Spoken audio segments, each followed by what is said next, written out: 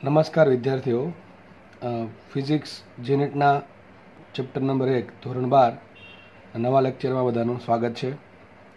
તો અત્યાર સુધી આપણે ઘણી બધી થિયરીઓ અને ઘણા બધા દાખલા ગણી ચૂક્યા છીએ. ઘણા લોકોને એમાં ઘણો ઇન્ટરેસ્ટ પડતો હશે, જે લોકો ઇન્ટરેસ્ટ લઈને કામ કરતા હશે એવા લોકો માટે. અને ઘણા લોકોને કદાચ એવું બનશે કે થોડુંક સમજાશે ઓછું. એનું કારણ એ છે કે આપણે ધ્યાન રાખીને સમજતા નથી એટલા માટે. કારણ કે જ્યારે જો મોટા ભાગના લોકોને લગભગ 90% લોકોને બધું સમજાઈ જતું હોય, 10% લોકો જે લોકો લેક્ચર જોવે, પહેલાં એની વાત થાય છે. લેક્ચર જોતા જ નથી એની વાત અલગ છે. જે લોકો લેક્ચર જોવે છે છતાં પણ કોઈ જગ્યાએ કંઈ સમજાઈ જાય, પણ જ્યારે દાખલો પકડે અને દાખલો ન આવડે, મોટા ભાગના લોકોના કેસ એવા હોય છે કે સર સમજાઈ જાય છે, દાખલા આવડી જાય છે, પણ જ્યારે પોતે દાખલો લઈને બેસે ત્યારે તકલીફ પડતી હોય ઘણી વખત. તો ઘણા બધા વિદ્યાર્થીઓ, એટલે બહુ ચિંતા કરવાની જરૂર નથી આપણે. હવે એમાં સ્ટાર્ટિંગ નથી કરવાનું. તો આવા અને એવા બધા વિદ્યાર્થી જોયા છે તમે કે થોડુંક ભણે અથવા વ્યવસ્થિત એક વખત ભણી લે અને દાખલો આપો તો આવડી જાય. તો એ હકીકત એમ નથી બનાતું, એ બનાય છે પ્રેક્ટિસથી. એટલે પહેલી વાત તો એ કે થિયરી વ્યવસ્થિત ભણતા તમે લગભગ થઈ જ ગયા હશો. હવે 1 વર્ષ ભણ્યા છો એટલે વ્યવસ્થિત થિયરી ભણતા થઈ ગયા છો, પછી સમજતા પણ થઈ ગયા છો વ્યવસ્થિત. યાદ રાખવા કરતાં પણ સમજવું વધારે જરૂરી છે. તમને કદાચ હવે થોડીક ફિલિંગ આવતી હોય છે.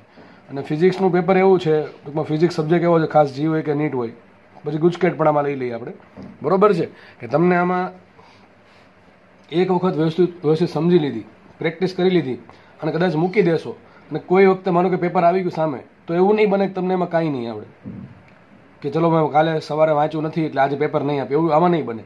ખાસ ફિઝિક્સ યુનિટમાં તો બનશે જ નહીં એવું. એ તમારા પર ડિપેન્ડ કરશે કે તમે આગળ સબ્જેક્ટને કઈ રીતે લીધો છે, લાઇટલી લીધો છે કે સ્માર્ટલી લીધો છે, કે હાર્ડવર્ક કર્યું છે. જો એટલું બધું હાર્ડવર્ક કરવાની જરૂર નથી, બરાબર છે. સ્માર્ટ વર્ક બહુ જરૂરી છે ખાસ આ સબ્જેક્ટમાં.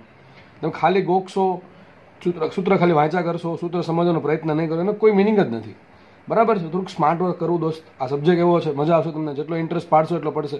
અને દાખલા જે અઘરા લાગે છે હકીકત ઇઝી લાગવા મળશે. તો ઘણા લોકોનો જે પ્રોબ્લેમ છે કે સર દાખલાની રકમ વાંચીને છે ને શું કરવું ને ખબર ન પડે. હવે એવું તકલીફ ત્યારે જ પડતી હોય કે જ્યારે આપણે વ્યવસ્થિત સમજ્યા ના હોય. આપણને એવું લાગતું કે આપણે વ્યવસ્થિત સમજ્યા છીએ, પણ હકીકત એક્ઝેક્ટલી આપણે સમજ્યા નથી. કારણ કે જે છે એ દાખલામાં જ છે. હું તમને હંમેશા કહું છું શરૂઆતથી જ, તે શું આપ્યું છે ને શું શોધવાનું છે એ બંનેને ભેગું કરો દાખલો થઈ જાય. આ કોઈક વખતે દાખલો 1 સ્ટેપમાં થાય, કોઈક વખતે 2 સ્ટેપમાં થાય. અને હમણાં જે લાસ્ટ દાખલા ગણાવ્યા એ સંકલન વિકલન કરવું પડે ત્યારે અમુક 4, 5 થી 10 સ્ટેપમાં જાય. એ ડિપેન્ડ કરે કે દાખલો કઈ ટાઈપનો છે. પણ બાકી મોસ્ટલી તમને જે રકમમાં આપ્યું છે એનાથી દાખલો થવાનો છે, પાકી વાત છે. તો દાખલો બનાવ્યો છે, પછી મેં બનાવ્યો હોય કે કોઈ બીજી જગ્યાએ બન્યો હોય, બરાબર. પણ દાખલો આ રીતે જ બને કે કોઈ સ્ટેપ છે એમાં કંઈક ક્લુ આપ્યા છે, ક્લુ શોધવા પડે. અને ક્લુ શોધતા તો જ આવડે. જો લેક્ચર વ્યવસ્થિત સમજીને જોયા હોય તો દાખલા જે પણ ગણાવ્યા છે, જે દાખલા ગણાવું છું ને દોસ્ત, એ બહુ મસ્ત દાખલા બધા હશે, બરાબર છે. એક દાખલો શીખી લો તેની જેવા કેટલાય દાખલા આવડી જશે. હવે જો એવી પોસિબલ નથી કે હું બધા દાખલા તમને સોલ્વ કરાવી શકું, તો મોસ્ટલી તમે જોજો, ગમે ચેપ્ટર પકડીને જોજો, મિનિમમ 50 દાખલા તમને ગણાવ્યા હશે. પછી જેવું ચેપ્ટર, પછી ચાક ગતિ હોય તેમાં ઘણા બધા વધારે હોય, બરાબર છે. નોર્મલી કોઈ પણ ઇઝી ચેપ્ટર હોય, તમને ખબર છે દ્રવ્યમાન કેન્દ્ર, તમે જો એમાં કેટલા દાખલા છે, આટલું કોઈ કરાવતું નથી ક્યાંય, બરાબર. વર્કશીટ આપીને સીધા છૂટા આ થિયરી ભણાવી દીધી, 2-3 દાખલા સોલ્વ કરી દીધા, લખતા જે હોય અઘરા દાખલા તો વર્કશીટમાં જ હોય. એ ડાઉટ પૂછવા કોઈક આવે તો કરાવે, બાકી ગયા કામમાંથી. આપણે એક્ઝેક્ટલી ઊંધું થાય છે. બધા જ દાખલા કરાવવામાં આવે છે, ઇઝી હોય કે અઘરા હોય, બરોબર છે. હું થોડુંક પછી હું માનીને ચાલુ છું કે તમે આટલું તો કરી શકશો, આટલું ભણ્યા પછી આટલું તો કરી શકશો, આટલું કરશો. અને એ તમારે એના પર પાર પાડવું પડશે. જેટલું હું માનું છું કે ચલો આ વિદ્યાર્થીઓ આટલું તો હવે કરશે, આપણે એના પર 90% કામ કરી દીધું છે, 10% તો તમારા ભાગમાં જે કામ આવે એ કરવું જ પડે તમારે. અને જો એ પણ ના કરો અને 90% જે કામ તમને કીધું છે એ પણ ના કરો, વ્યવસ્થિત જોવો નહીં, તો ભાઈ તમને ભગવાન સિવાય કોઈ બચાવી શકે નહીં. એની ઈચ્છા હશે તો તમારે માર્ક્સ આવશે, બરાબર. બાકી મહેનત વગર તો કોઈના માર્ક્સ ક્યાં આવતા નથી ક્યારેય પણ, બરાબર છે. આ આવી જાય 1-2 પ્રશ્નમાં તુક્કો સાચો લાગી જાય, પણ પ્રશ્નો જો કેટલા પ્રશ્નો હોય નીટમાં, 90 પ્રશ્નો હોય, બરાબર. કુલ 90 પ્રશ્નો હોય. અરે ફિઝિક્સ કેમેસ્ટ્રીના જેમાં અથવા બાયોલોજીના 90, એટલે કુલ 180 પ્રશ્નો થયા. અને જીમાં પણ 75 પ્રશ્નો, બરાબર છે. ગુજરાત બોર્ડનો 50 MCQ. એટલે એવું નથી તમે 2-3માં તુક્કો મારીને કંઈક આગળ વધી જશો. બધા એમાં તુક્કો લાગતો હોય સાચો, હા 90% સવાલમાં, તો વાત અલગ છે, તો મહેનત ન કરો ચાલે, બરાબર છે. ટૂંકમાં ઇન શોર્ટ વાત એટલી કહેવા માંગુ છું કે સ્માર્ટ વર્ક કરવું, થોડુંક પ્રેક્ટિસ કરજો. જેટલી પ્રેક્ટિસ કરશો આગળ બહુ કામ લાગશે. તમારા જે આગળના વિદ્યાર્થીઓ હોય એને પૂછી લેવું, બરોબર છે. તો વ્યવસ્થિત પ્રેક્ટિસ કરો, જૂના મટીરિયલ સોલ્વ કરો જે પણ હોય તમારી પાસે અવેલેબલ. ને એમાં કોઈ ડાઉટ હોય તો તમે પૂછી શકો છો, એમાં તો કોઈને કંઈ પેલું છે જ નહીં. અને જે ડાઉટ પૂછે છે એના આન્સર પણ મળે છે, એ લોકોને ખબર જ છે. આ થોડોક ક્યારેક વહેલા મોટો થઈ જાય, એક આજે પૂછો તો 2-3 દિવસમાં તો મેક્સિમમ ડાઉટ આવી જાય છે, આનો આન્સર આવી જાય છે. કારણ કે ઘણી વખત બને એવું કે કોઈ દિવસે ઘણા બધા લોકોનો ડાઉટ આવી ગયા હોય અને ભાઈ અમે પણ થોડોક આમ સમાજમાં રહીએ એટલે થોડુંક સામાજિક કાર્ય પણ ક્યારેક હોઈ શકે, આવું બની શકે. બરાબર, નોર્મલી જે દિવસે ડાઉટ પૂછે એ દિવસે આન્સર આપી દઉં છું મોટા ભાગના કેસમાં. ક્યારેક કોઈ વિદ્યાર્થીના ડાઉટ બહુ બધા હોય, જ્યારે કે માનો કે કોઈ વિદ્યાર્થી એક સાથે 10-15 ડાઉટ પૂછી દે અને બીજો કોઈ વિદ્યાર્થીના સેમ ડાઉટ આવી ગયા આટલા બધા, તો ત્યારે પોસિબલ થાય કે કદાચ આન્સર આપવામાં વાર લાગે. બરાબર છે. અને પછી વોટ્સઅપ છે એટલે બધું શું કહેવાય, ચેટ કરીને તમને કહેવાનું હોય, પછી તમે સમજાય એવી લેંગ્વેજ લખવી પડે. હું પાછું બધું ઇંગ્લિશમાં પણ ના લખી શકું, એટલે ઘણી બધા એમાં પ્રોબ્લેમ આવતા હોય છે. છતાં પણ હવે આ થોડુંક સમય એવો છે તો આપણે બધા એડજસ્ટ થોડું કરીશું. બરાબર, ચલો સ્ટાર્ટ કરીએ. તો આજનો ટોપિક છે વિદ્યુત ડાયપોલ. બરાબર, બહુ ઇમ્પોર્ટન્ટ ટોપિક છે અને આમાંથી ગુજકેટવાળાને પ્રશ્ન પૂછવો બહુ ગમે છે. એક ગુજકેટવાળાને એક નીટવાળાને બહુ પ્રશ્ન પૂછે એમાંથી. બરાબર છે. નીટમાં તમે જોજો, પેપર ઉઠાવીને જોઈ લેવું, લગભગ ક્યાંક ને ક્યાંક વિદ્યુત ડાયપોલનો દાખલો તમને જોવા મળશે. કયા દાખલા પૂછાશે એ પણ તમને હમણાં કહું છું થોડાક સમય પછી. અને જી વાળાને આમાં એક ટોપિક છે, એમાંથી પ્રશ્ન ક્યારેક પૂછી નાખે છે, એ પણ આપણે જોવાના છીએ. જીનું એકદમ શ્યોર એટલા માટે ના કહી શકાય કારણ કે 6 પેપર આવે, તમને ખબર છે. જાન્યુઆરીમાં 6 આવે ને એપ્રિલમાં 6 આવે. આ વખતે ખબર નહીં જાન્યુઆરીમાં લેવાય કે ના લેવાય. મારા મતે લગભગ, જો હજી હું કંઈ ઓફિશિયલ સ્ટેટમેન્ટ નથી આપતો, હું મારો મત અનુસાર તમને આન્સર આપું છું કે લગભગ જાન્યુઆરીમાં જી પોસિબલ નથી. બરોબર, આ વખતે જાન્યુઆરીમાં જી પોસિબલ નથી. આગળ જતાં શું થાય, એનટીએ વાળા શું કરે એ હવે એનટીએ વાળાને ખબર. અત્યારે જો કે એને ખબર નહીં હોય શું કરવું એ, બરોબર છે. પણ જાન્યુઆરીમાં જી અત્યારે કોઈ તકે પોસિબલ છે નહીં. બરાબર, તો આપણે જોઈએ તો નીટમાં, ગુજકેટમાં, જીમાં આમાંથી પ્રશ્ન પૂછાવાના ચાન્સ મેક્સિમમ ટુ મેક્સિમમ છે. થિયરી એકદમ ઇઝી છે. બરાબર, ચલો સ્ટાર્ટ કરીએ આપણે. તો વિદ્યુત ડાયપોલ, વિદ્યુતના ડાયપોલના 2 ભાગ પાડે. એક તો વિદ્યુત છે એટલે વિદ્યુત ભારનું કંઈક આમાં છે ભાગીદારી, અને ડાય એટલે થાય 2, મોનો એટલે 1 થાય, ડાય એટલે 2 થાય. તો મતલબ યાદ રાખો ને કે વિદ્યુત ભાર, એક તો વિદ્યુત ભાર છે ને બીજું ડાય છે એટલે 2. એટલે 2 વિદ્યુત ભારથી જે રચના બને વિદ્યુત ડાયપોલ કહેવાય. સિમ્પલ ભાષામાં વિદ્યુત ડાયપોલ શું મતલબ થાય, 2 વિદ્યુત ભારથી બનતી રચના ને વિદ્યુત ડાયપોલ કહેવાય. એમાં તમને દેખાય છે આકૃતિમાં કે 2 વિદ્યુત ભારો છે. હવે 2 વિદ્યુત ભારો કેવા લેવા? તો વિદ્યુત ભારના ઘણા બધા ટાઈપ આવે. 2 વિદ્યુત ભાર સજાતીય છે કે વિજાતીય છે, 2 પ્લસ છે કે 2 માઇનસ છે, કે 1 પ્લસ ને 1 માઇનસ, કઈ રીતે લેવાના? તો યાદ રાખો 2 વિજાતીય વિદ્યુત ભારો લેવાના. બરાબર છે. જો લખ્યું છે વિદ્યુત ડાયપોલમાં શું હોય, તો વિદ્યુત ડાયપોલના વિદ્યુત ભારો કેવા હશે? હંમેશા સમાન મૂલ્યના હશે અને વિજાતીય હશે. આ પ્લસ ક્યુ હોય તો આ માઇનસ ક્યુ જશે, આ પ્લસ 2 ક્યુ હોય તો આ માઇનસ 2 ક્યુ જશે. ટૂંકમાં બેયના મૂલ્ય કેવા હશે? સરખા હશે. આ ઈ પ્લસ ઈ હોય તો આ માઇનસ ઈ હોય. ફરજિયાત બંનેના મૂલ્ય સરખા હશે અને વિજાતીય જ હશે. સમજ પડી ગઈ? તમને એમ કહેશે કે એક વિદ્યુત ડાયપોલ છે, એનો વિદ્યુત ભાર +5 કુલમ છે. બહુ મોટો વિદ્યુત ભાર છે, પણ માની લો +5 કુલમ છે. તમને બીજો વિદ્યુત ભાર કોઈ દિવસ આપશે જ નહીં, કારણ કે વિદ્યુત ડાયપોલ જે સીધી વાત છે, એક પ્લસ હોય તો બીજો કેવો હોય? માઇનસ હોય. અને મૂલ્ય કેટલું હોય? આનાથી એક્ઝેક્ટલી ઓપોઝિટ. મૂલ્ય જો કે સરખું હશે, ટૂંકમાં +5 કુલમ તો બીજો હશે -5 કુલમ. સમજ પડી ગઈ? તો એક મુદ્દો યાદ રાખો, વિદ્યુત ડાયપોલના વિદ્યુત ભારો હંમેશા કેવા હોય? સમાન મૂલ્યના વિજાતીય પ્રકારના હોય. એટલે વાત થઈ ગઈ પૂરી. બીજી વાત કરીએ, વિદ્યુત ડાયપોલ બને કઈ રીતે? સિમ્પલ. આ 2 વિદ્યુત ભારો છે ને એક ઉપર એક મૂકી દો, વિદ્યુત ડાયપોલ કહેવાય કે ન કહેવાય? ચલો એ પણ વિચારશું આપણે કે એક વિદ્યુત ભાર પર બીજો વિદ્યુત ભાર મૂકી દેવામાં આવે તો વિદ્યુત ડાયપોલ બનશે કે નહીં બને? તો નહીં બને. કારણ શું? જુઓ, 2 વિદ્યુત ભાર વચ્ચે ચોક્કસ થોડુંક ડિસ્ટન્સ હોવું જોઈએ.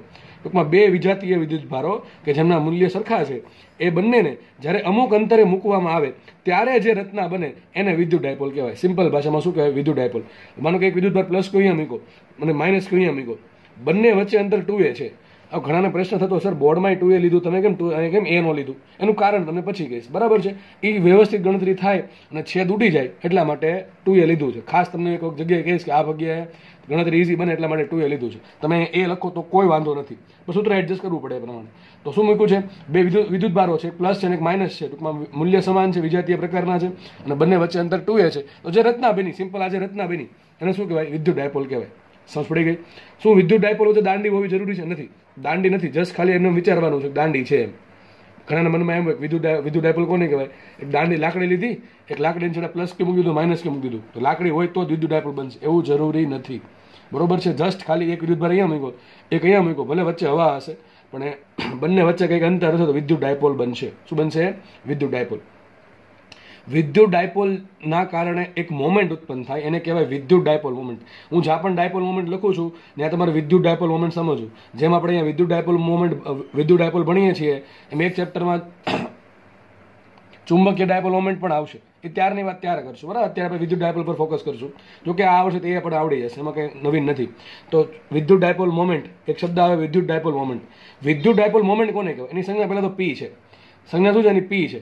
તો પી છે એટલે કે વિદ્યુત ડાયપોલ મોમેન્ટ એ સદિશ રાશિ. કેવી રાશિ? સદિશ રાશિ. આ પ્રશ્ન પૂછાય, સિમ્પલ ભાષામાં પ્રશ્ન પૂછાય કે વિદ્યુત ડાયપોલ મોમેન્ટ કેવી રાશિ? તો સદિશ રાશિ.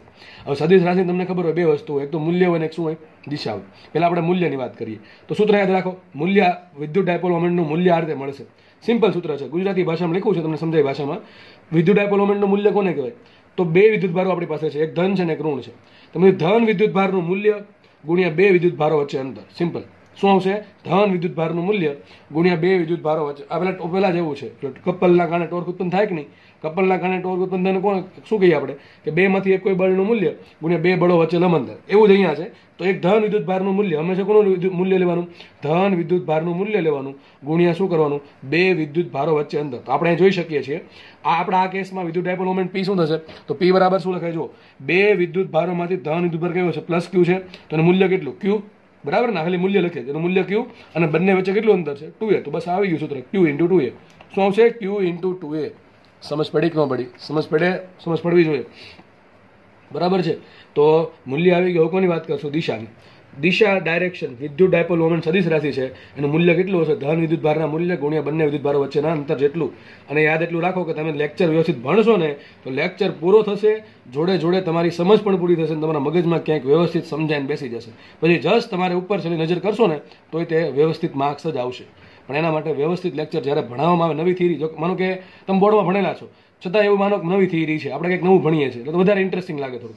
બરાબર છે? તો ચલો આગળ વધીએ. તો મેં કીધું સદિશ રાશિ તો બે વસ્તુ હોય, મૂલ્ય અને દિશા હોય. ચલો દિશા ક્યાં હશે? મૂલ્ય તો આપણે ખબર પડી ગઈ કે ધન ગુણ્યા એનું બે વચ્ચેનું અંતર. દિશા ક્યાં હશે? ફરજિયાત, એકદમ ઈઝી છે. હંમેશા ઋણ વિદ્યુત ભારથી ધન વિદ્યુત ભાર તરફની દિશા હોય. હંમેશા વિદ્યુત ડાયપોલ મોમેન્ટની દિશા ક્યાં હોય? ઋણ વિદ્યુત ભારથી ધન વિદ્યુત ભાર તરફ. તો જો અહીંયા ઋણ વિદ્યુત ભાર અહીંયા છે, ધન વિદ્યુત ભાર અહીંયા છે.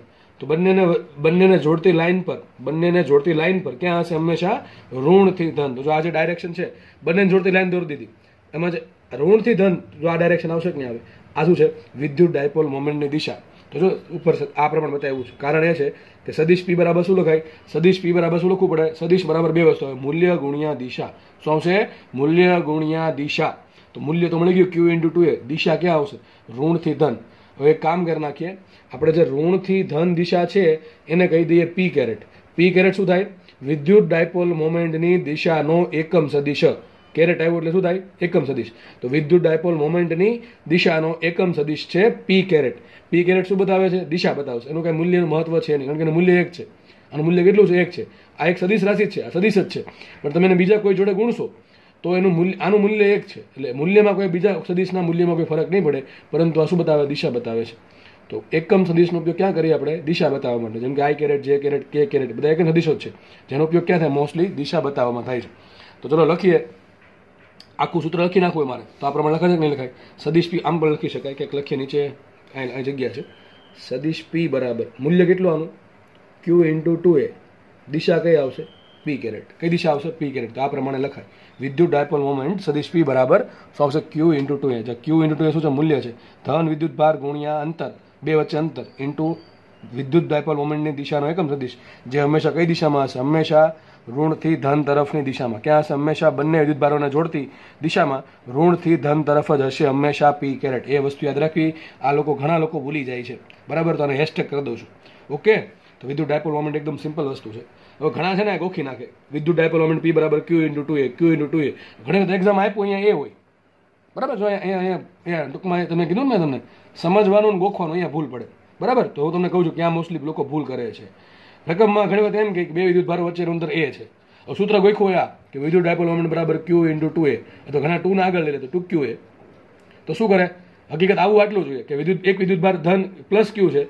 એટલે સૂત્ર શું આવે? ધન વિદ્યુત ભારનું મૂલ્ય ગુણ્યા બે વિદ્યુત ભારો વચ્ચે અંતર. ધારો કે રકમમાં તમને એ અંતર આપ્યું છે તો ઘણા ગોખીને શું મૂકે? 2qa. વાત થઈ ગઈ ખોટી, કારણ કે ક્યુ ઇન્ટુ a કરો તો વિદ્યુત ડાયપોલ મોમેન્ટ મળી ગયા. તમને ડબલ આન્સર મળે. સીધા 5 માર્ક જાય જો જી નીટ હોય તો, અને બોર્ડ હોય તો કંઈ માઇનસ તો થતા નથી. બરાબર? 1 માર્ક તો જવાનો પાક્કો છે. તો ટૂંકમાં આવી ભૂલ નહીં કરવી. હંમેશા યાદ રાખો, ચોખ્ખું લખ્યું છે. શું લખ્યું છે? બંને વિદ્યુત ભારો વચ્ચે અંતર. અહીંયા મેં બંને વિદ્યુત ભારો વચ્ચે અંતર 2a લીધું છે, એટલા માટે 2a આવ્યું છે. અહીંયા a લઉં તો a આવે, અહીંયા a/2 લઉં તો a/2 આવે. ટૂંકમાં હું જે અહીંયા સંજ્ઞા આપું બે વિદ્યુત ભારો વચ્ચે અંતર ને, એ અહીંયા આવે. ગોખવાની ક્યાં વાત છે કે 2qa આવે કે ક્યુ ઇન્ટુ 2a આવે? આ યાદ રાખો ને. યાદ રાખવાનું આ છે સમજવા માટે. બરોબર છે? અને દિશા માટે આ યાદ રાખવાની જરૂર છે. એક જ વખત સમજવાનું છે. વાત ક્યાં બીજી આપણે દરરોજ વાંચવું પડે એવી વસ્તુ છે આ. કોઈ રોકેટ સાયન્સ તો છે નહીં, એકદમ સિમ્પલ વસ્તુ છે કે ધન વિદ્યુતભારનું મૂલ્ય ગુણ્યા બંને વચ્ચેનું અંતર, એને કહેવાય વિદ્યુત ડાયપોલ મોમેન્ટ. દિશા ક્યાં હશે? ઓલવેઝ ઋણથી ધન. વાત થઈ ગઈ પૂરી. ચલો તો લખાશે આ રીતે, સદિશ P is equal to Q into 2A into P caret. ઘણી વખત આ પ્રમાણે પણ લખ્યું હોય, સદિશ P બરાબર Q ઇન્ટુ 2A. તો યાદ રાખવા, જે 2A છે ને દિશા બતાવે છે. આ કેસમાં 2A દિશા બતાવે છે, પણ એમાં પણ 2A આ જે અંતર છે અથવા જે સાઇન સદિશ લીધો છે એની દિશા ક્યાં હશે? હંમેશા ઋણથી ધન. ટૂંકમાં 100 વાતની એક વાત, P સદિશ P ની દિશા ક્યાં હશે? ઓલવેઝ ઋણથી ધન જ હશે. હવે મેં તમને હમણાં એક પ્રશ્ન પૂછ્યો હતો કે મારી પાસે પ્લસ Q વિદ્યુતભાર છે, એના પર હું માઇનસ Q વિદ્યુતભાર મૂકી દઉં તો વિદ્યુત ડાયપોલ બને કે ન બને? અરે 0 થઈ જશે વિદ્યુતભાર. તમે એક પ્લસ 5 કુલમ વિદ્યુતભાર છે એની ઉપર એક્ઝેક્ટલી -5 કુલમ વિદ્યુતભાર મૂકી દો તો નેટ કેટલો થઈ ગયો? 0. તો વિદ્યુત ડાયપોલ બનવાનો કોઈ ચાન્સ જ નથી. ટૂંકમાં એક વાત તો પાકી, બંને વિદ્યુત ભારો વચ્ચે કંઈક તો અંતર હોવું જોઈએ. જો બંને વિદ્યુત ભારો વચ્ચે અંતર શૂન્ય થઈ ગયું તો વિદ્યુત ડાયપોલ નામની કોઈ વસ્તુ વધશે જ નહીં, કારણ કે વિદ્યુત ભારો એકબીજાની અસર નાબૂદ કરી દેશે. આ પણ એવું બની શકે કે એક વિદ્યુત ભાર અહીંયા મૂકો અને એની ખૂબ જ નજીક, એકદમ નજીક, તમે જોઈ શકો એનાથી પણ ઘણું સૂક્ષ્મ અંતરે બંને વિદ્યુત ભારો મૂક્યા. જો બંને વિદ્યુત ભારો એકબીજાને અડકતા નથી, બંનેથી થોડાક સૂક્ષ્મ અંતરે દૂર છે, તો ત્યારે જ્યારે બંને વિદ્યુત ભારો વચ્ચેનું અંતર ખૂબ જ ઓછું હોય, જો અહીં તો મોટું અંતર દેખાય છે, પણ જ્યારે બંને વિદ્યુત ભારો વચ્ચેનું અંતર ખૂબ જ ઓછું હોય ત્યારે બંને બિંદુ ડાયપોલ. શું બને? બિંદુ ડાયપોલ. બિંદુ ડાયપોલની વ્યાખ્યા આવી છે. જો ડાયપોલ એટલે બે વસ્તુ આવે, એક તો હવે વિદ્યુત ભાર અને એક આવે અંતર. તો એને સમજાવી દઉં છું બિંદુ ડાયપોલ કોને કહેવાય, પછી આપણે આ વાંચીએ એટલે સમજ પડે. બે વિદ્યુત ભારો વચ્ચેનું અંતર ઘણું સૂક્ષ્મ લઈ લેવામાં આવે, બરાબર. બે વિદ્યુત ભારો વચ્ચે અંતર ઘણું સૂક્ષ્મ લઈ લેવામાં આવે અને વિદ્યુત ભારનું જે મૂલ્ય છે પ્લસ Q માઇનસ Q એ ઘણા મોટા લઈ લેવામાં આવે. ટૂંકમાં વિદ્યુત ભારના જે મૂલ્ય છે એને ઘણા મોટા કરી દઉં અને જે અંતર છે બે વચ્ચે ઘણું નાનું કરી દઉં, ત્યારે જે ડાયપોલ બનશે એને કહેવાય બિંદુ ડાયપોલ. તો જો લખ્યું છે, જો બંને વિદ્યુત ભારોનું મૂલ્ય ઘણું જ મોટું, ઘણું જુદું, એટલે કેટલું? લગભગ ઇન્ફિનિટી. ઇન્ફિનિટી એટલે એવું નહીં કે આમ બહુ મોટી, શું કહેવાય, આમ મોટો તોપ છે એવું નથી. ઇન્ફિનિટી એટલે કે ઘણી મોટી સંખ્યા.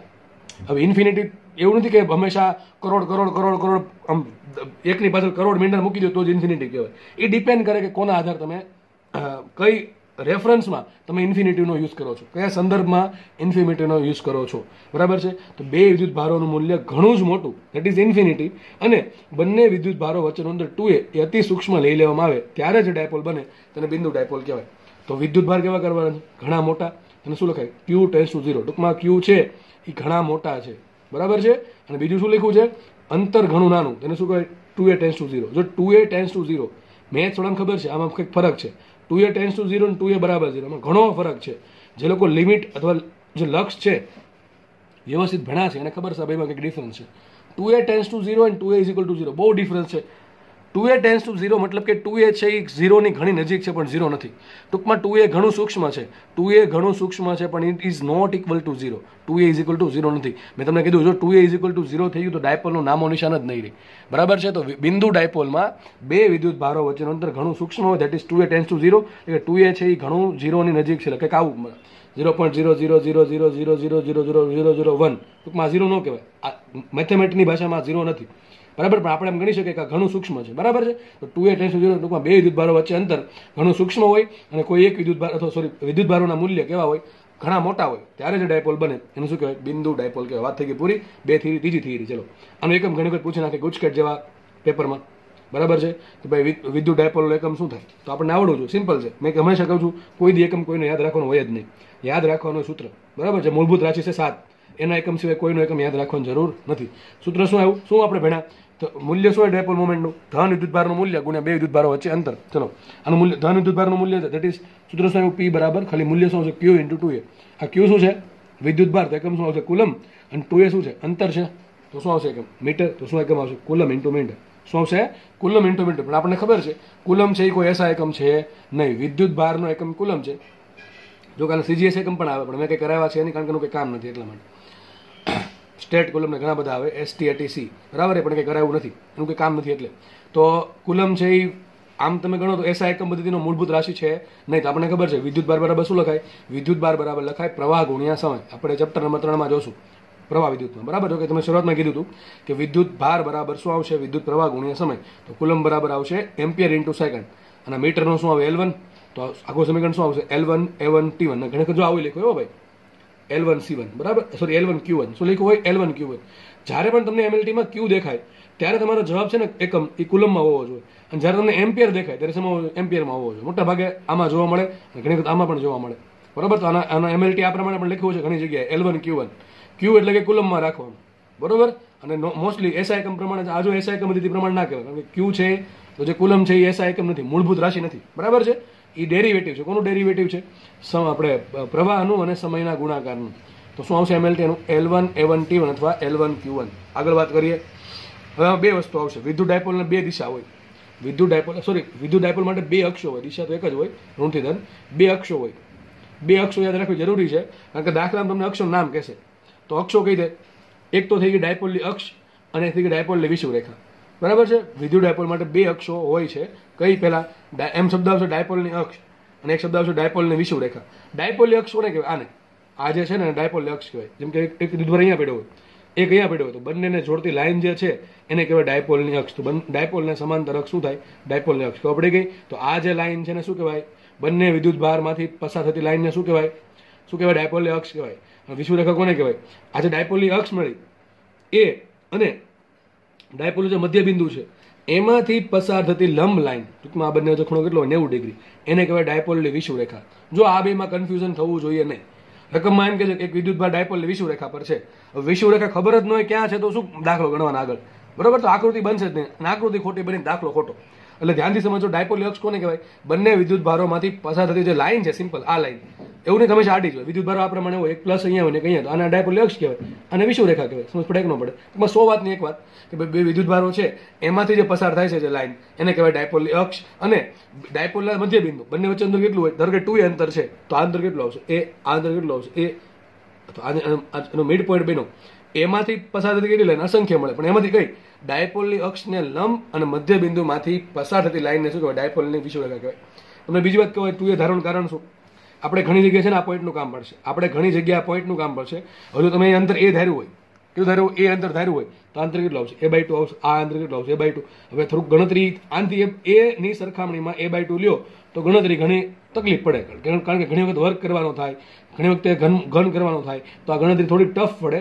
ગણતરી ઈઝી કરવા માટે અહીંયા અંતર 2a રાખ્યું. આ અંતર કેટલું આવશે? આ અંતર a આવશે, આ અંતર a આવશે. ખબર પડી? એટલા માટે અહીંયા 2a લીધું છે. એટલા માટે 2a લીધું છે. બીજું કોઈ કારણ છે નહીં. સર 2a શું કામ લીધું? આ 2 ગુણવાનો શોખ શું કામ થયો? આ પોઈન્ટને લીધે. બરાબર છે. ઘણી વખત આ વિદ્યુત ભાર અહીંયા હશે તો તમારે આ આંબળ લગાડે જોશું હમણાં, અને પછી જોઈએ છીએ તો આ બહુ કામ આવશે. આ અંતર એ હોય ત્યારે ગણતરી બહુ ઈઝી થાય. a/2 હોય તો ગણતરી થાય જ તે. બરાબર છે. પણ થોડીક જે સૂત્ર આવે એ થોડું કોમ્પ્લિકેટેડ આવે. એવું ના કરવું હોય એટલા માટે આપણે અહીંયા સિમ્પલ a અંતર લીધું છે. બંને જગ્યા ટૂંકમાં બે વચ્ચે અંતર 2a છે અને આ પોઈન્ટ અને આ પોઈન્ટ વચ્ચે અંતર આવશે a. બરાબર. આગળ વધીએ તો અક્ષ ખબર પડી ગઈ, વિષુવરેખા ખબર પડી ગઈ, એકમ ખબર પડી ગયો, બિંદુ ડાયપોલ ખબર પડી ગઈ, ડાયપોલ મોમેન્ટ કોને કહેવાય, દિશા ક્યાં હોય, એનું મૂલ્ય ગુણ્યા અંતર ને કહેવાય શું કહેવાય ડાયપોલ મોમેન્ટનું મૂલ્ય, દિશા ક્યાં ઓલવેઝ ઋણ થીટા. કેટલું ઈઝી થિયરી છે. જો નેક્સ્ટ થિયરી ભણીએ આપણે. જો બહુ આઈએમપી થિયરી હવે સ્ટાર્ટ થયું છે. બરાબર. અત્યાર સુધી બની શકે જે ભણાવ્યું છે લગભગ તમને આવડતું હશે, કદાચ ભણા વગેરે આવડતું હશે. તો થોડુંક આપણે એમાં ડીપમાં જશું એટલે ધ્યાન રાખજો. અને આ થિયરી તમને તમારા બોર્ડમાં પૂછાય 2 માર્કમાં 3 માર્કમાં, એટલે અહીંયા સોલ્વ થઈ જશે. એટલે એક થિયરી ઘણા બધા કામ થાય. બોર્ડની થિયરી લખતા આવડશે 50 માર્કની, બોર્ડના એમસીક્યુ આવડશે, ગુજકેટના એમસીક્યુ આવડશે, જીના એમસીક્યુ આવડશે, નીટના એમસીક્યુ આવડશે. એકથી ઘણા બધા કામ થાય પહેલા કરે. જો આપણે પહેલા કરીએ. ક્વેશ્ચન આવો છે ડાયપોલ વડે વિદ્યુત ક્ષેત્ર કેમ ઉત્પન્ન થાય? સોરી, ડાયપોલ વડે કેટલું વિદ્યુત ક્ષેત્ર ઉત્પન્ન થાય? હવે પહેલો પ્રશ્ન એમ થશે ડાયપોલ વડે વિદ્યુત ક્ષેત્ર ઉત્પન્ન થાય શું કામ? આમાં જવાની જરૂર કેમ પડી? તમને હમણાં ભણાવ્યું છે ટૂંકમાં લાસ્ટ લેક્ચર્સમાં કે ભાઈ એક વિદ્યુત ભાર હોય પ્લસ ક્યુ, તેના કારણે અહીં વિદ્યુત ભાર મૂકો +1 કુલમ, તો જે બળ લાગે એને કહેવાય વિદ્યુત ક્ષેત્ર. તો એક વિદ્યુત ભાર વિદ્યુત ક્ષેત્ર ઉત્પન્ન કરે કે ન કરે? કરે જ તેને. આપણે બે વિદ્યુત ભારો છે તો ઉત્પન્ન કરશે કે નહીં કરે? કરશે. પણ હવે જે વિદ્યુત ક્ષેત્ર ઉત્પન્ન થશે એ આ બંનેની અસરના કારણે થશે. જેમ કે માનો કે -q મૂકી દો અહીંયા, આ -q મૂકી દો, શું કરશે? આ -q શું કરે? આને ખેંચશે આ બાજુ, તો આ અને આમ ધક્કો મારે છે, આ ખેંચે છે, તો આના પર પરિણામી વિદ્યુત ક્ષેત્ર ક્યાં આવશે? બંનેની અસર હેઠળ આવશે. કોની અસર હેઠળ આવશે? બંનેની અસર હેઠળ આવશે. સમજ પડે છે? તો એવું જ અહીંયા થશે. અહીંયા બે વિદ્યુત ભારો છે, એક -q છે અને એક +q છે. તો જુઓ પેલું ટાઇટલ કંઈક આવું છે, ડાયપોલની અક્ષ પરના કોઈ પણ બિંદુએ વિદ્યુત ક્ષેત્ર. શું લખ્યું છે? ડાયપોલની અક્ષ પરના કોઈ પણ બિંદુએ વિદ્યુત ક્ષેત્ર શોધવું છે. હવે પહેલા જ ખબર પડવી જોઈએ ડાયપોલની અક્ષ કોને કહેવાય. તો ખબર છે એક વિદ્યુત ભાર અહીંયા છે, આ વિદ્યુત ભાર અહીંયા છે અને એક વિદ્યુત ભાર અહીંયા છે. બંનેને જોડતી લાઈન જે છે ને કહેવાય ડાયપોલની અક્ષ. આમાં વિષુવરેખા દોરી નથી કારણ કે એનું કોઈ કામ નથી. બરાબર છે. હવે ડાયપોલની અક્ષ પર કોઈ પણ બિંદુએ, જો લખ્યું કોઈ પણ બિંદુએ, બરાબર છે. બિંદુ ક્યાં મૂકવાનું, વચ્ચે મૂકવાનું જરૂરી છે ના, કોઈ પણ બિંદુએ તમે મૂકી શકો છો, ઇટ્સ અપ ટુ યુ. હવે ધારો કે મેં અહીંયા પોઈન્ટ લીધો, પી પોઈન્ટ છે, પી ડાયપોલ નથી, પી પોઈન્ટ લઈ લઉં છું. સપોઝ કે આ પી એક પોઈન્ટ છે, મારે આ પોઈન્ટ પાસે વિદ્યુત ક્ષેત્ર શોધવું છે. આપણો ફોકસ અહીંયા છે કે અહીંયા વિદ્યુત ક્ષેત્ર કેટલું લાગે. તો સિમ્પલ છે, વિદ્યુત ક્ષેત્ર લગાડે કોણ, જે વિદ્યુત ભાર છે. વિદ્યુત ભાર કેવા ટાઈપના છે, બિંદુવત છે કે આખું વિતરણ થયેલું છે, બિંદુવત છે. તો બંને વિદ્યુત ભાર પોતપોતાનું વિદ્યુત ક્ષેત્ર લગાવવાનો પ્રયત્ન કરશે, બળ બે કરશે, પણ અસર શું આવશે આના પર, પરિણામી અસર આવશે. આ કંઈક બળ કરશે આના પર, આ કંઈક બળ કરશે, પણ આના પર પરિણામી અસર, આ બંનેને અસર હેઠળ કંઈક જે પરિણામી અસર આવશે એને કહેશું આપણે આ બિંદુ પરનું પરિણામી વિદ્યુત ક્ષેત્ર અથવા સિમ્પલ વિદ્યુત ક્ષેત્ર. સમજ પડી ગઈ કે ન પડી? પેલા બિંદુ ક્યાં લીધું, ડાયપોલની અક્ષ પર લીધું છે, પી બિંદુ ધારો કે આપણે ધાર લીધું. પી બિંદુ એવું કંઈક છે, કેટલું દૂર જવું પડશે ને, ધારો કે પી બિંદુ જે છે એ એનું જે સેન્ટર પોઈન્ટ અહીંથી આર અંતરે છે. યાદ રાખજો, જ્યારે પણ જે સૂત્ર આપણે તારવણી કરશું, એ સૂત્રની જે તારવણી કરશું એમાં વિદ્યુત ક્ષેત્ર જે શોધવાનું છે એ પોઈન્ટનું અંતર હંમેશા ક્યાંથી લેશું, આપણે આ પોઈન્ટથી લેશું. કયા પોઈન્ટથી લેશું, આ પોઈન્ટ. આ પોઈન્ટ એટલે કયો પોઈન્ટ, ડાયપોલનું મધ્ય બિંદુથી. ક્યાંથી લેશું, ડાયપોલના મધ્ય બિંદુથી અંતર લેશું. તો ધારો કે કોઈ આને નામ આપી દો ઓ પોઈન્ટ, ચલો, કે જે પી બિંદુ પર આપણે વિદ્યુત ક્ષેત્ર શોધવાનું છે એ ઓ પોઈન્ટથી કેટલા અંતરે છે, આર અંતરે છે. કેટલા અંતરે છે, આર અંતરે છે. હવે વિચારો બંને વચ્ચે અંતર કેટલું છે, આ બંને વિદ્યુત ભાર વચ્ચે અંતર 2a. કેટલું છે, 2a. જો 2a કેમ લીધું ખબર પડી ગઈ છે. હવે તમને સમજાશે કેટલું અંતર વિદ્યુત ભારો છે વચ્ચે, અંતર 2a છે. તો આ અંતર કેટલું થાય, એ થાય. આ કેટલું અંતર થાય, એ થાય. તમે જો અહીંયા એ અંતર લીધું હોત તો આ અંતર a/2 હોત, આ અંતર a/2 હોત ને આ અંતર r આવત. બરાબર કે નહીં? તો થોડુંક અઘરું પડે. હું કહું એમ નથી કહેતો કે સોલ્વ નહીં થાય, એ શું કહેવાય એમ 2 મિનિટનો જ ખેલ છે સોલ્વ કરવું એ, બરાબર. પણ આપણે અઘરું શું કામ જાતે કરીને કરવું, બુદ્ધિ વાપરવી પડે ને. મેં કીધું સ્માર્ટ વર્ક કરવાનું છે, હાર્ડ વર્ક નથી કરવાનું. એટલા માટે સ્માર્ટ વર્ક કર્યું આપણે કે બંને વચ્ચે અંતર 2a લીધું, તો આ અંતર એ થશે, આ અંતર એ થશે. હવે આ પોઈન્ટનું અંતર અહીંથી કેટલું છે, આ પોઈન્ટનું અંતર મધ્ય બિંદુ કેટલું, આર છે, બરાબર. ઓ પોઈન્ટ અને આ પોઈન્ટ વચ્ચે કેટલું અંતર છે, એ છે. જો આ અંતર કેટલું છે, ખાસ મારા જે થંબ છે એના પર જુઓ, આ અંતર આર છે, આ અંતર એ છે. તો આ અંતર કેટલું હશે, આર માઇનસ છે. કેટલું હશે, આર માઇનસ. આખું અંતર આર છે, ઓ થી લઈને પી સુધીનું. ઓ અને આ જે પ્લસ ક્યુ વચ્ચે અંતર છે એ, તો આ અંતર આવશે આર માઇનસ. કેમ આપણે આ બે વચ્ચે અંતર જોયું? અરે આના કારણે અહીંયા વિદ્યુત ક્ષેત્ર શોધવું હોય સૂત્ર શું આવે, કે ક્યુ અપોન આર સ્ક્વેર. તમારે અંતર જોશે કે નહીં જો, એટલા માટે શું, જો દરેક સ્ટેપનું કંઈક મહત્વ છે. આ તમને સમજાવું છું તો તમારે મનમાં તરત પ્રશ્ન થયો કે સર આ શું કામ સમજાવે છે, આ અંતર લેવાની જરૂર કેમ પડી. જ્યારે આવા પ્રશ્ન પૂછતા થશો તમારી જાતને, ત્યારે વસ્તુ વ્યવસ્થિત સમજાશે અને કોઈ દી ભૂલાશે નહીં. તો અંતર શોધવાની જરૂર એટલા માટે પડે છે કે મારે આના પર વિદ્યુત ક્ષેત્ર શોધવું છે. વિદ્યુત ક્ષેત્ર માટે શોધવા માટે શું કરવાનું, આ બિંદુ પર +1 કુલમ મૂકી દો. +1 કુલમ પર બળ કોણ લગાડશે, આ પણ લગાડશે ને આ પણ લગાડશે. આપણે આનો વહીવટ કરીએ તો આના વડે કેટલું બળ લાગે, તો KQ અપોન આર સ્ક્વેર. તો બંને વચ્ચે અંતર જોશે કે નહીં જોવે, એટલા માટે અંતર કેટલું આવ્યું, આર માઇનસ. તો એકનું કામ પૂરું. આના કારણે પણ અહીંયા બળ લાગશે, જે પણ બળ લાગતું જોઈએ આપણે કેટલું લાગશે, KQ અપોન આર સ્ક્વેર, બરોબર. પણ એના માટે મારે આ બંને વચ્ચે શું જોશે, અંતર જોશે. અંતર કેટલું મળે જો, તો આ અંતર 2a છે, આ કેટલું અંતર છે, 2a છે. આ અંતર કેટલું છે, આ માઇનસ ક્યુ ઓ વચ્ચે અંતર એ થાય, બરાબર છે. અને ઓ અને પી વચ્ચે અંતર આર થાય. તો ઓ થી લઈને પી સુધીનું અંતર આર છે, ઓ થી લઈને માઇનસ ક્યુ વચ્ચે અંતર એ છે. કેટલું અંતર આવશે, આર પ્લસ. કેટલું અંતર આવી ગયું, આર પ્લસ. બંને વચ્ચે અંતર મળી ગયા તો દાખલો એકદમ સોલ્વ થઈ ગયો. ચલો એ લખું સાઈડમાં, E1 બરાબર શું આવશે, ખાલી મૂલ્ય જ કહું છું ભાઈ, ખાલી મૂલ્ય, બરાબર છે. E1 એટલે શું થાય, આના કારણે, આને E1 કહી દો. આના કારણે જે વિદ્યુત ક્ષેત્ર ઉત્પન્ન થાય કયા બિંદુ પર, પી બિંદુ પર, કેટલું આવશે લખું છું અહીંયા, K ઇન્ટુ વિદ્યુત ભાર Q ઇન્ટુ શું આવશે 1. લખો કે લખો ફરક પડે નહીં, બરાબર ને. આમાં કોઈ તકલીફ, હવે તકલીફ ન હોવી જોઈએ.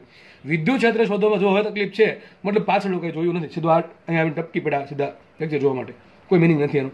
તો E1 બરાબર શું આવશે, KQ ઇન્ટુ 1 છેદમાં બંને વચ્ચે અંતર શું આવશે, અંતર આર માઇનસ એ સ્ક્વેર. દિશા ક્યાં આવશે વિચારવાની, દિશા ક્યાં આવશે, દિશા ગોખવાની જરૂર નથી. શું કરવું પડે, +Q વડે +1 કુલમ પર બળ ક્યાં લાગે, આ દિશામાં લાગશે. +1 +Q છે, +1 ધક્કો મારે, આમ બળ લગાડશે. આ દિશા કઈ થાય, આ દિશા થઈ પી કેરેટની દિશા. સર પી કેરેટ ક્યાંથી આવ્યું, હમણાં કીધું હતું.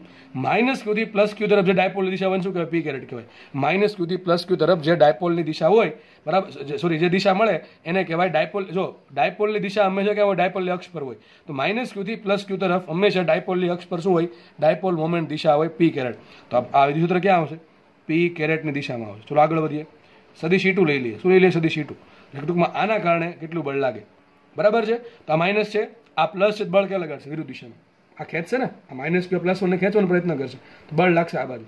આપણે માઇનસનો ઉપયોગ દિશા શોધવામાં કરી નાખ્યો છે. તો હવે આ માઇનસનો ઉપયોગ મૂલ્ય મૂકવામાં કરશું નહીં. તો આના કારણે કેટલું બળ લાગે, તો KQ upon R square. KQ into 1 લખવો પડે પણ ચાલશે. KQ1 છેદમાં બંને વચ્ચે અંતર શું અંતર આવશે, આર પ્લસ એ નો વર્ગ, બરોબર. આ થઈ ગયું બીજાના કારણે વિદ્યુત ક્ષેત્ર. અહીંયા સદિશ કર્યો તો દિશા લખવી પડશે. દિશા ક્યાં છે જો માઇનસ ક્યુ છે એ +1 ને પોતાની તરફ ખેંચે, ટૂંકમાં દિશા આ બાજુ છે, પણ પી કેરેટની દિશા તો આ બાજુ છે, તો E2 ની દિશા ક્યાં આવશે? પી કેરેટની દિશામાં વિરુદ્ધ દિશામાં ત્યાં શું લખશું આપણે? Minus p caret.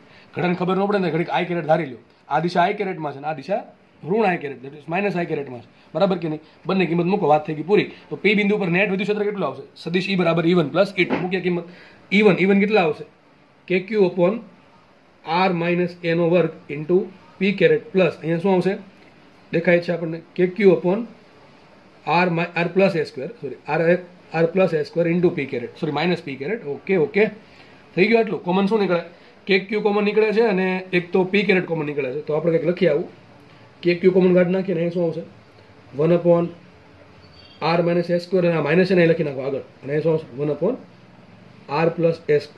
બાર શું આવશે? પી કેરેટ આવે કે નહીં આવે? દિશા બતાવશે, કારણ કે આપણે ડાયરેક્ટ સદિશ જ લાવીએ છીએ, સીધો સદિશ લાવીએ છીએ. થઈ ગયા. એટલો સોલ્વ. હવે શું કરવાનું? સાદુરૂપ આપવાનું છે. વિચારો તમે જો A/2 અંતર, આ બે વચ્ચે અંતર A લીધું હોત, આપણે કેટલું લીધું છે? 2A.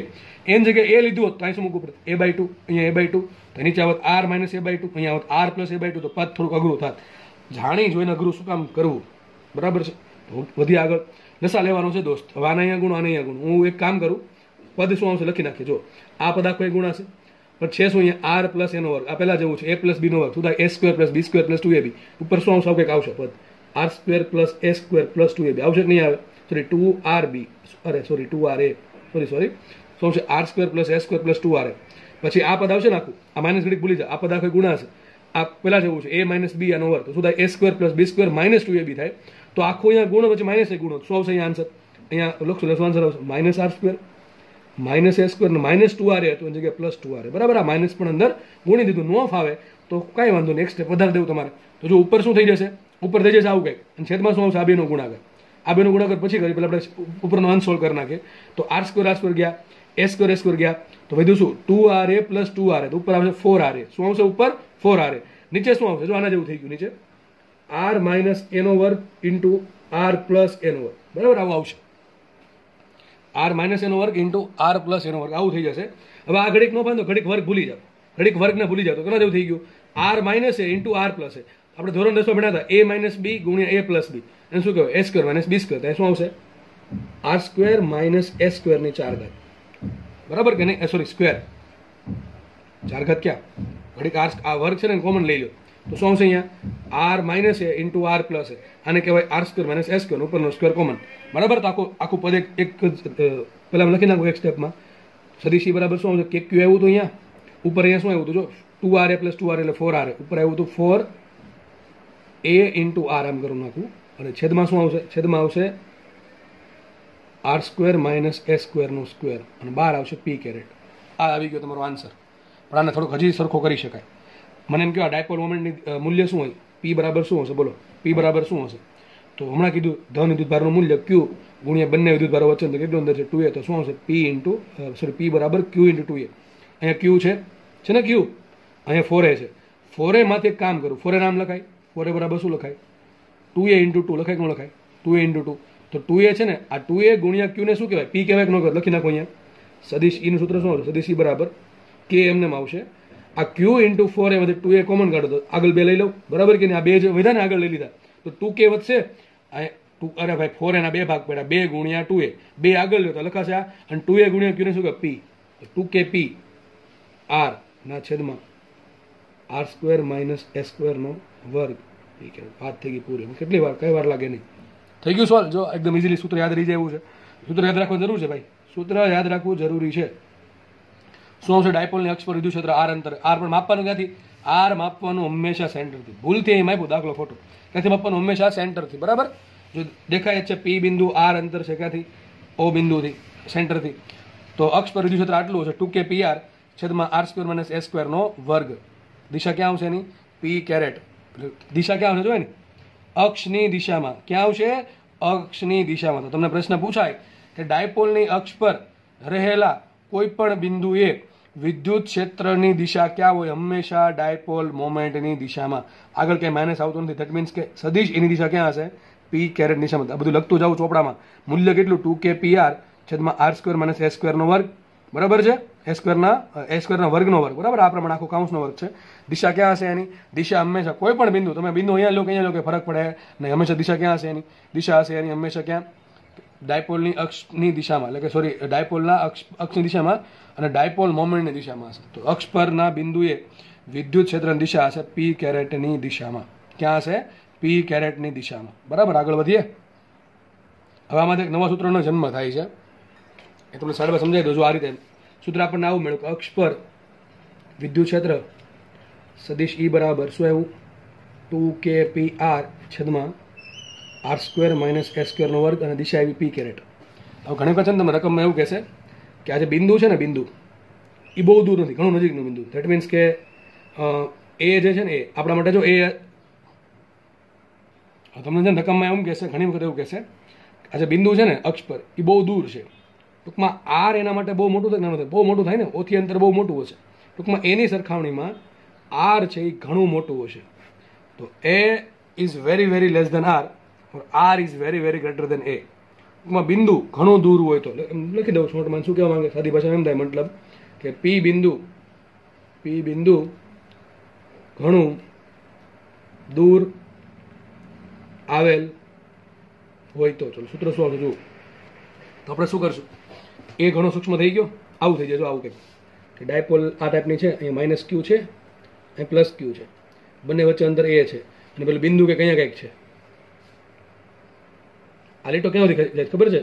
અહીંથી લઈને તમારા ઘર સુધી લીટો દોરતો જવાનો, બરાબર? ત્યાં તમારો ઘરે તમે જ્યાં ભણો છો ત્યાં પી બિંદુ છે. સમજ પડી ગઈ? એટલું દૂર છે, માનો એવું સમજવા માટે. તો સીધી વાત છે, એની સરખામણીમાં પી આ જે અંતર છે આર બહુ મોટું થઈ ગયું, અને ત્યારે શું થશે આપણને ખબર છે? એ સૂક્ષ્મ એટલે કે આરની સાપેક્ષે સૂક્ષ્મ, બરાબર છે? તો એ સૂક્ષ્મ એનો વર્ગ અતિ સૂક્ષ્મ, અને આર બહુ મોટું, આર તો મોટું છે, ઉપરથી પાછો વર્ગ થયો તો બહુ મોટું થશે. અહીંયા આરનો વર્ગ થશે બહુ મોટી સંખ્યા. એમાંથી તમે અતિ સૂક્ષ્મ વસ્તુ બાદ કરો કે ના કરો, બહુ કાંઈ એટલો બધો ફરક નહીં પડે આપણને, કાંઈ શું કહેવાય ફરક નહીં પડે, બરાબર? તો શું કરશું? અહીંયા આર સ્ક્વેર માઇનસ એ સ્ક્વેરનો સ્ક્વેર છે, એ શું લખશું આપણે કે આર સ્ક્વેર માઇનસ એ સ્ક્વેરમાં એ સ્ક્વેરને અવગણતા. કેમ અવગણતા? જોજો ઉપર કે ગુણાકાર ભાગાકારમાં અવગણાય નહીં, માઇનસ પ્લસમાં જ અવગણાય. એટલા માટે એ સ્ક્વેરને અવગણો, કારણ કે એ સ્ક્વેર છે તે સૂક્ષ્મ છે, બરાબર? ઘણો સૂક્ષ્મ છે, અને આર સ્ક્વેર બહુ મોટી સંખ્યા છે. બહુ મોટી સંખ્યામાંથી ઘણી નાની સંખ્યા બાદ થાય, કરો કે ના કરો ફરક પડે નહીં. તો આ શું જવાબ આવશે? આનો જવાબ આવશે આર સ્ક્વેર. તો આવી જશે આ સદિશ ઈ બરાબર 2kpr ના છેદમાં શું આવશે? આર સ્ક્વેર આવશે ને. આર સ્ક્વેર માઇનસ ઘડીક 0 મૂકી દો તો આર સ્ક્વેર માઇનસ 0 એટલે આર સ્ક્વેર થયું, એનો વર્ગ એટલે થઈ જશે આર સ્ક્વેરની 4 ઘાત. દિશા આવશે પી કેરેટ. માટે સાબિત થયું સદિશ ઈ ક્યાં અક્ષ પર કેટલું આવશે? Twice k p upon r cube. કયું આવશે? 2kp upon r cube p caret. સૂત્ર બે યાદ રાખવાના છે, બંને યાદ રાખવાના છે. મોટા ભાગના દાખલા સોલ્વ થશે અહીંથી સોલ્વ થશે, આના પરથી સોલ્વ થશે. પણ એવું નહીં કે નહીં પૂછાય દોસ્ત. તમને એમ કે આર બરાબર 10 સેન્ટીમીટર છે અને એ બરાબર 5 સેન્ટીમીટર છે, તો તમે આ સૂત્ર પરથી દાખલો ગણી શકો નહીં. કન્ડિશન મહત્વની છે દોસ્ત, સમજ પડતી હોય તો. શું કન્ડિશન છે? કે એની કિંમત આર કરતા ઘણી નાની હોવી જોઈએ. તમને એમ કીધું અહીંયા કે આર બરાબર 20 મીટર છે અને એ બરાબર 5 સેન્ટીમીટર, તો વ્યાજબી વાત છે. ચલો ભાઈ, આર ઘણું મોટું છે, બરોબર? આ કેટલું થાય?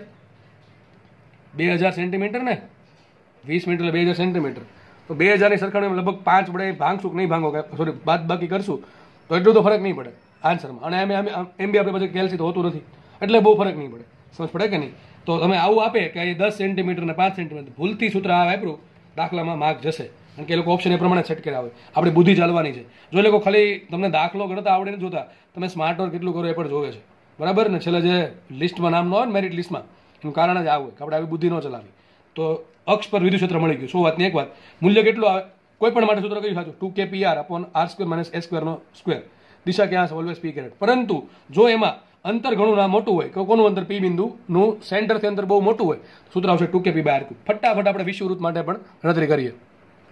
જો જેમ આપણે ડાયપોલની અક્ષ પર વિદ્યુત ક્ષેત્ર શોધ્યું, એ જ પ્રમાણે આજે આપણે ડાયપોલની વિષુવરેખા પર પણ વિદ્યુત ક્ષેત્ર શોધીશું. ચલો, વિષુવરેખા કોને કહેવાય? તો સીધી વાત છે, જો ડાયપોલ દોરી છે, એક ડાયપોલ દોરી છે, આ માઇનસ વિદ્યુતભાર છે, આ માઇનસ વિદ્યુતભાર છે, આ પ્લસ વિદ્યુતભાર છે, બરોબર કે નહીં? તો બંને વચ્ચે અંતર કેટલું છે? બંને વચ્ચે અંતર 2a છે. દેખાય છે 2a અંતર દેખાવું જોઈએ. આ અંતર આ O પોઈન્ટ છે, આ O પોઈન્ટ છે.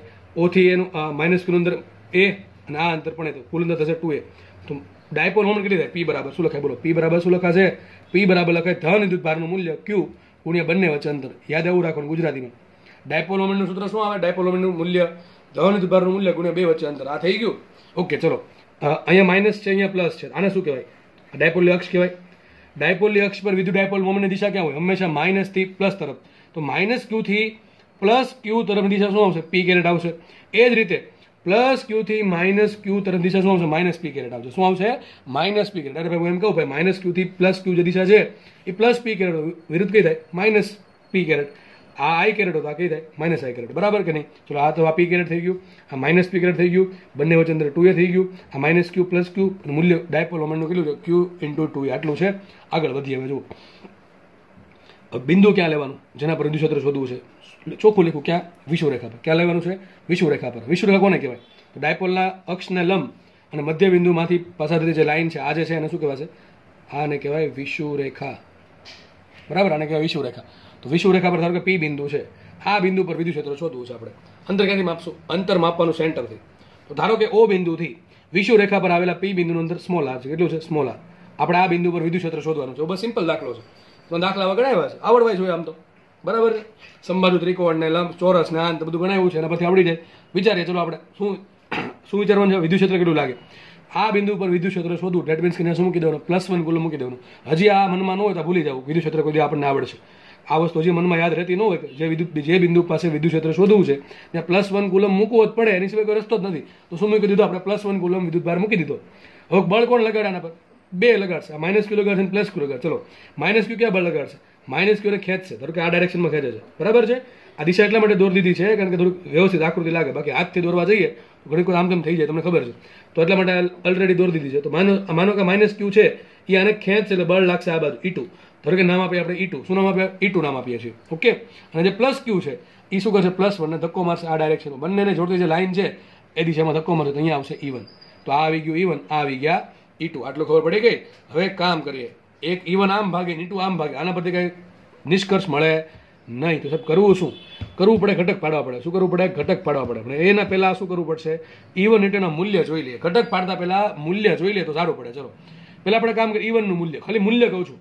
જો આનો માઇનસનો યુઝ થઈ ગયો દિશા શોધવામાં. બરાબર, તો ખાલી મૂલ્યની વાત કરીએ છીએ. ચલો, પ્લસ ક્યુ ના કારણે પી બિંદુ પર વિદ્યુત ક્ષેત્ર કેટલું? પ્લસ ક્યુ ના કારણે પી બિંદુ પાસે વિદ્યુત ક્ષેત્ર કેટલું આવશે? આરામથી મળે. કેમ ન મળે? સૂત્ર શું આવે? કે ક્યુ ઇન્ટુ 1 છે. તો બંને વચ્ચે અંતર કેટલું અંતર થાય? જો આ આર છે, આ એ છે, તો આ શું આવશે? અંડર રૂટ આવશે ને. અંતર આવશે under route r² plus s. ખબર પડે કે નહીં? આ અંતર આવે, આ બે વચ્ચે અંતર. આ શોધવાની જરૂર કેમ પડી? અરે સૂત્રમાં આવશે વિદ્યુત ક્ષેત્રનું. ચલો, E1 બરાબર શું આવશે? E1 બરાબર આવશે કે ઇન્ટુ આનું મૂલ્ય ક્યુ ઇન્ટુ 1 લખો કે ના લખો? છેદમાં શું આવશે? બંને વચ્ચે અંતરનો વર્ગ. બંને વચ્ચે અંતર કેટલું છે? Under route r² plus s. આ ત્રિકોણ જો, કાટકોણ ત્રિકોણ બન્યો તો એનો વર્ગ કરો. શું આવશે અહીંયા? r² plus s². આટલું થઈ ગયું.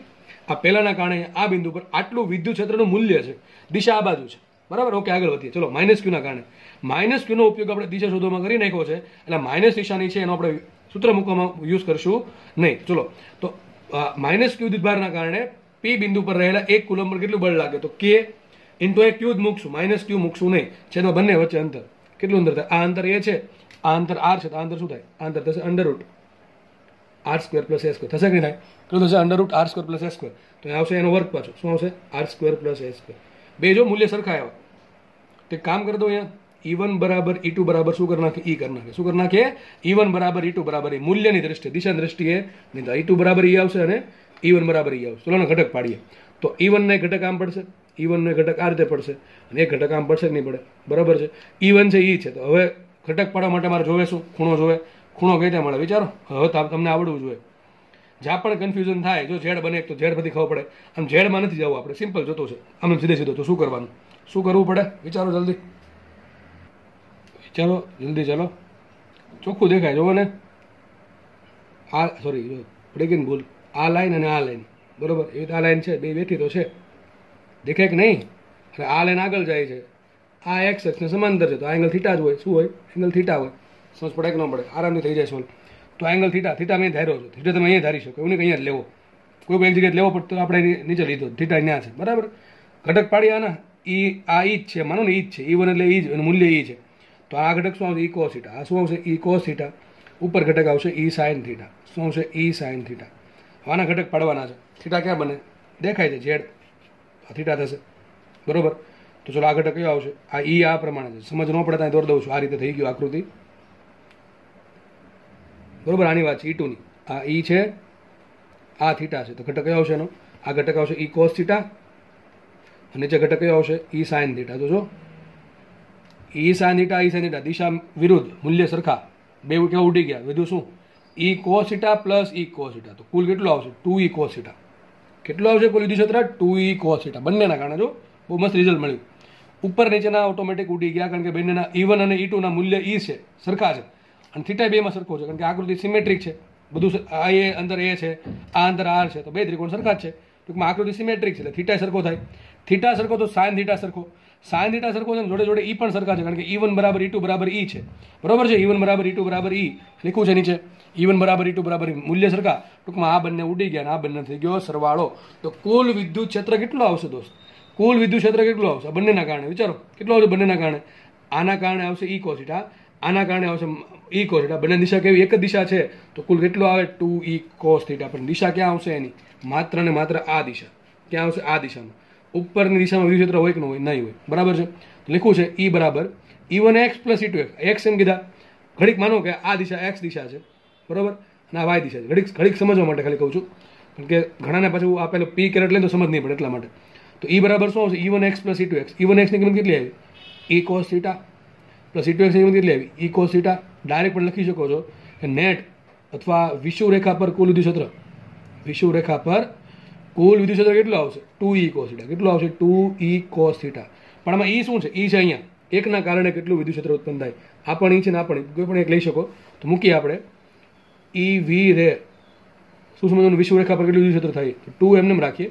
ઈ શું આવશે? ઈ બરાબર આવશે, લખી નાખો અહીંથી, જો KQ અપોન છેદમાં R² પ્લસ S² ઇન્ટુ પછી કોસ થીટા છે. કોસ થીટાની કિંમત શું આવે? આ ટ્રાયંગલ લઈ લઈએ ને આપણે, આ ટ્રાયંગલ ગમે લઈ લો તમે, થીટા. તો કોસ થીટા બરાબર શું થાય? પાસેની બાજુ છેદમાં કર્ણ. પાસેની બાજુ છે એ, છેદમાં કર્ણ આવશે √R² પ્લસ S². તો અહીંયા આવશે એના છેદમાં √R² પ્લસ S². આ મળી ગયું આપણને. તો ઈ વિષુવ રેખા પર કેટલું આવશે? જુઓ તો વિષુવ રેખા પર જુઓ, અહીંયા જો R² પ્લસ S², અહીંયા પણ R² પ્લસ S². આ કેટલી ઘાત છે? 1 ઘાત છે. કેટલી ઘાત છે? અહીંયા ઘાત છે અડધી. અડધી ને 1 એને શું કહેવાય? સોરી, અડધી ને 1 દોઢ ઘાત કહેવાય ને.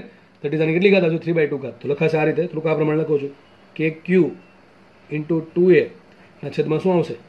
R² પ્લસ S² ની કેટલી ઘાત? 3/2 ઘાત. આટલી ખબર પડી ગઈ. દિશા ચલો લખવી છે. દિશા ક્યાં આવશે આની? વિચારો.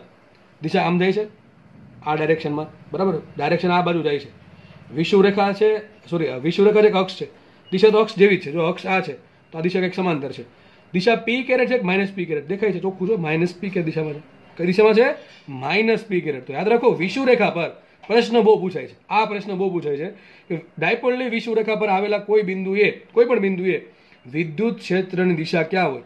ડાયપોલ મોમેન્ટની દિશામાં કે વિરુદ્ધ દિશામાં? તો વિરુદ્ધ દિશામાં આવશે. શું આવશે? દેખાય છે જો દિશા p કેરેટ આમ છે, માઇનસ p કેરેટ આમ છે, આ મળ્યું આ બાજુ, તો શું આવશે? Minus p caret. તો યાદ રાખજો, આવશે માઇનસ p કેરેટ, બરાબર. અને મૂલ્ય આટલું આવશે. વિચારો જો પાછું Q ઇન્ટુ 2a. આ Q શું થાય? ધન વિદ્યુતભારનું મૂલ્ય, અને 2a શું કહેવાય? બંને વચ્ચેનું અંતર, એને શું કહેવાય? p કહેવાય. શું કહેવાય એને? p. એને કહેવાય ડાયપોલ મોમેન્ટ. તો લખાશે માટે સદિશ E ક્યાં? વિષુવ રેખા પર કેટલું આવશે? જો આને કહેવાય KP, બરાબર. શું થઈ જશે? K into p. તો KP ના છેદમાં R² પ્લસ S² ની 3/2 ઘાત. અહીંયા આવશે માઇનસ p કેરેટ. અને મૂલ્ય કેટલું? મૂલ્ય આવશે KP ના છેદમાં R² plus S² raise to 3/2. દિશા ક્યાં આવશે? Minus p caret. That means કે ડાયપોલ મોમેન્ટની વિરુદ્ધ દિશામાં દિશા આવશે. દેખાય જ છે ભાઈ. આ આને ખેંચે, આ આને ધક્કો મારતો 100% આમ જ જવાનો છે, કારણ કે બંને સરખું છે. આ બંને સરખું છે એટલા, બરાબર. એટલા માટે બીજું કોઈ કારણ છે નહીં. તો આ આવી ગયો આપણો આન્સર. આમાં આપણે હજી ગણતરી કરશું. તો યાદ રાખજો, દિશા બધું જાતે લખવાનું છે વ્યવસ્થિત ચોપડામાં, કે મૂલ્ય કેટલું આટલું આવશે, દિશા ક્યાં આવશે. આપણે એકમાં ગણતરી કરીએ કે ભાઈ પેલું અંતર જે છે એ બહુ મોટું હોય શું થાય? પેજમાં લખી નાખીને જો તમને લખીને બતાવ્યું તો આગળ અક્ષ પર વાળું વિષુવ રેખા પર એક સાઈડમાં લખી નાખીએ. ચલો ને, તો વિષુવ રેખા માટે સાઈડમાં શોધીએ. સૂત્ર શું? વિષુવ રેખા પર સદિશ E બરાબર KP upon R² plus S² ની 3/2 ઘાત. માઇનસ દિશા આવી માઇનસ p કેરેટ. આપણે આના પર ફોકસ નહીં કરીએ કારણ કે આપણે મૂલ્ય પર કામ છે. એક કામ કરીએ, જો ભાઈ આરની કિંમત, ધેટ મીન્સ કે આ જે પોઈન્ટ છે એ ઘણો દૂર હોય તો ટૂંકમાં બહુ મોટો દૂર અંતર હોય ક્યાંથી, ઓ બિંદુથી, તો શું લખશું આપણે અહીંયા, R is very very very greater than A હોય તો આપણે જે એ સ્ક્વેર છે ને અવગણ નાખીએ, છેદમાં જે પ્લસમાં છે ને, પ્લસમાં એ સ્ક્વેર, બરાબર, એને અવગણ નાખીએ તો શું થશે જુઓ તો, નીચે શું આવશે, આર સ્ક્વેર પ્લસ. હવે બધી વસ્તુ સમજાવવાની દર વખતે જરૂર ન પડવી જોઈએ કે એ સૂક્ષ્મ છે તો એ સ્ક્વેર ઘણો સૂક્ષ્મ થાય, આર મોટો તો આરનો વર્ગ બહુ મોટો થાય, એમાં મોટી વસ્તુમાં તમે નાની વસ્તુમાં કે ફરક પડે નહીં. હવે નહીં કહું, બરાબર, સીધું અહીંથી સીધું જઈશ. હવે તો એ સ્ક્વેર છે ને આપણે અવગણીએ નીચે સરવાળામાં, બરાબર છે, તો શું આવશે નીચે આર સ્ક્વેર પ્લસ 0 વર્ગ રેસ ટુ 3/2. આવું આવ્યું કે આર સ્ક્વેરની 3/2 ઘાત થાય કે ન થાય, આ 0 વર્ગ 0 થઈ ગયો તો 2 ઉડી ગયા, શું નીચે વધશે આર ક્યુબ. તો અહીંયા આવશે સદિશ ઈ બરાબર શું આવશે, કેપી અપોન આર ક્યુબ. શું એવું, કેપી અપોન આર ક્યુબ, દિશા આવશે માઇનસ પી કેરેટ. બહુ ઈઝી સૂત્ર છે, જો યાદ રાખવું, કેપી અપોન આર. અહીંયા કેટલું આવ્યું જો 2 કેપી અપોન આર ક્યુબ, અહીંયા કેટલું આવ્યું કેપી અપોન આર ક્યુબ. પણ ક્યારે લાગુ પડે આ કન્ડિશન હોય તો આ ક્યારે વાપરી શકો, આ બંને ક્યારે વાપરી શકો કે જ્યારે બિંદુ છે અહીંયા અક્ષ પર ઘણા અંતરે દૂર હોય ને અહીંયા વિષુવરેખા પર ઘણા મોટા અંતરે દૂર હોય તો. અને યાદ રાખો હંમેશા આર ક્યાંથી માપવાનો, આર માપવાનો ઓ થી. ક્યાંથી માપવાનો, ઓ થી. ઓ શું છે લખી નાખવું કે ડાયપોલના મધ્ય બિંદુ. શું છે ઓ, ડાયપોલનું મધ્ય બિંદુ. આપણને આન્સર મળી ગયા છે, બરાબર છે. વિષુવરેખા પર આટલું આવશે, ટોટલ આટલું આવશે. કોઈ પણ જગ્યાએ લાગુ પડે, નાનું અંતર હોય કે મોટું અંતર હોય, પણ મોટું અંતર સૂત્ર તમે આપણે વાપરી શકશે, બરોબર. ચલો, તો અહીંયા છે ને મેં જે આપણે થિયરી ભણ્યા છીએ એનું વિસ્તૃત લખી દીધું છે અહીંયા તમને, બરાબર. ચલો, શું આપણે ભણ્યા હતા કે અક્ષ પર વિદ્યુત ક્ષેત્ર કેટલું મળે, 2kpr છેદમાં r સ્ક્વેર માઇનસ s સ્ક્વેરનો સ્ક્વેર. દિશા ક્યાં આવશે, ડાયપોલ ની દિશામાં. વિષુવરેખા પર કેટલું મળશે, kp upon r square plus s square 3/2 minus p caret. તમે સાબિત કરાવ્યું છે, બરોબર, સાબિત કરાવ્યું છે, સીધું આપ્યું નથી. હવે એમાં કન્ડિશન લીધી કે જો ભાઈ અંતર બંને મોટા હોય, કયા અંતર, બી જે બિંદુ છે એનું અંતર ઓ થી ઘણું દૂર હોય તો આપણે ખબર છે છેદમાં s સ્ક્વેર ભૂલી જવાના. શું આવશે સૂત્ર, 2kp/r³ ઇન્ટુ p કેરેટ. અહીંયા દિશા આવશે p કેરેટ, અહીંયા શું આવશે kp upon r³ minus p caret. તો સિમ્પલ, ઘણી વખત આવું પણ લખ્યું હોય minus kp upon r³ into p caret, પણ આ માઇનસ મોટા ભાગે અહીંયા જ રહેવા દેવું, બરોબર, કારણ કે આ માઇનસનો કંઈ મિનિંગ નથી. અહીંયા આ માઇનસ શું બતાવે છે, આ માઇનસ એમ બતાવે દિશા ક્યાં છે, ડાયપોલ મોમેન્ટની વિરુદ્ધ દિશામાં. ક્યાં છે, ક્યાં, વિષુવરેખા પર. તો સાબિત શું થયું, અક્ષ પર વિદ્યુત ક્ષેત્ર હોય ડાયપોલ મોમેન્ટની દિશામાં, વિષુવરેખા પર વિદ્યુત ક્ષેત્ર ક્યાં હોય, ડાયપોલ મોમેન્ટની વિરુદ્ધ દિશામાં. આ લખ્યું છે દિશા ક્યાં છે, જો દિશા હશે ડાયપોલ મોમેન્ટની દિશામાં અક્ષને સમાંતર, અને અહીંયા ક્યાં હશે, ડાયપોલ મોમેન્ટની વિરુદ્ધ દિશામાં, બરોબર કે નહીં. હવે એક કામ કરીએ, આની કમ્પેરિઝન કરીએ. જો આ ઉપરનું ઘડીક ભૂલી જાઓ, ટૂંકમાં હું માની લઉં છું કે બિંદુ ઘણું દૂર છે, તો જો બિંદુ ઘણું દૂર હોય અને ઘડીક દિશા ભૂલી જઈએ, ખાલી મૂલ્યની કમ્પેરિઝન કરવી છે. અક્ષ પર કેટલું વિદ્યુત ક્ષેત્ર અને વિષુવરેખા પર કેટલું વિદ્યુત ક્ષેત્ર, હું બે વસ્તુ ભૂલો છું. એક તો મેં એવું નક્કી કર્યું કે બિંદુ છે ઘણું દૂર છે, સૂત્ર બંને વાપરી શકશું આપણે, અને બીજું ઘડીક દિશા ભૂલી જઈએ તો શું અહીંયા સૂત્ર શું આવશે, અક્ષ પર વિદ્યુત ક્ષેત્ર કેટલું હોય, 2kp/r³, અહીંયા કેટલું kp/r³. જો અક્ષ પરના બિંદુનું અને વિષુવરેખા પરના બિંદુનું અંતર r³ પણ સરખું હોય, બરાબર છે, અંતર r³ પણ સરખું હોય તો એ લખ્યું છે કે બિંદુ જો અહીંયા છે એનું o થી અંતર r છે, અહીંયા o થી અંતર r છે, ક્યાં, વિષુવરેખા પર. જો આવું થાય તો અહીં 2 છે ને અહીંયા ખાલી એક જ છે, તો સાબિત શું થયું.